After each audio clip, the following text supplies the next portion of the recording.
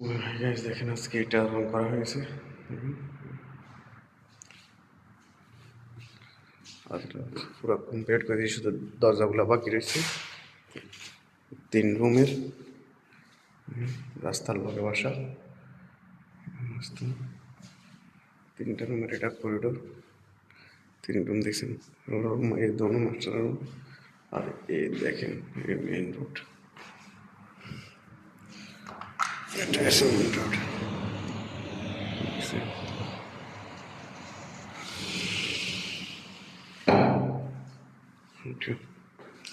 Toilet আছে, দেখাইতেছি।